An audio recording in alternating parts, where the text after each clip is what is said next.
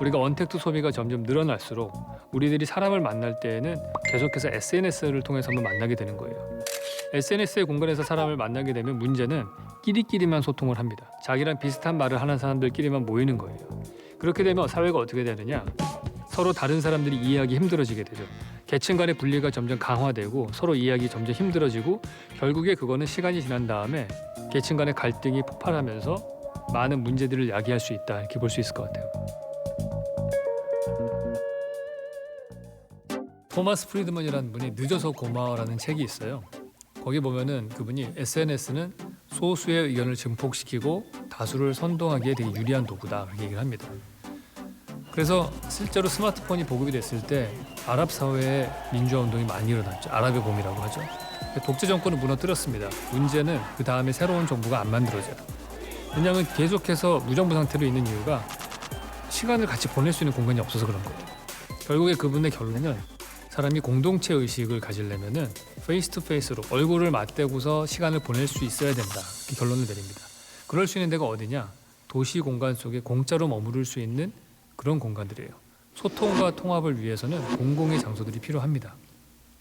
현재 서울 같은 도시의 전체 연면적의 50%는 주거로 되어 있고요. 30%가 상업 업무 공간입니다. 이제 앞으로 비대면 시대가 되면은 이 30%를 차지하고 있던 상업 면적이 많이 공실률이 늘어나면서 빈 공간이 생길 겁니다. 그럼 그 비어있는 공간들은 뭐를 써야 되느냐, 이런 걸 고민을 해봐야겠죠.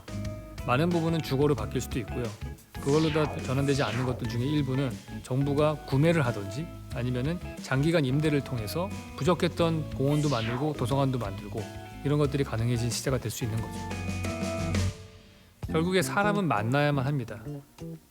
공원이나 도서관이나 벤치가 중요합니다. 포스트 코로나 시대에 필요한 공원의 모양은 가로로 긴 선형이어야 한다, 저는 그렇게 생각을 합니다. 같은 면적이라고 하더라도 이거를 정방형의 1대1로 되는 공원을 만들 것이냐, 아니면 가로로 긴 1대10의 비율을 받을 것이냐, 이런 걸 생각을 해봐야 됩니다. 현재 용산공원은 전체 주변 둘레가 13km 정도 됩니다.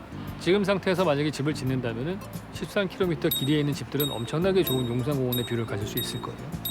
근데 만약에 같은 면적의 공원을 폭이 16m 정도 되는 경의선 숲길 같은 공원을 만들어서 서울을 한 바퀴 돌 수 있게 만든다, 도나스처럼.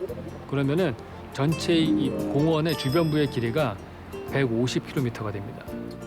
거의 서울을 한 바퀴 돌 수 있다는 얘기예요. 관통해서 11배가 증가를 하는 겁니다.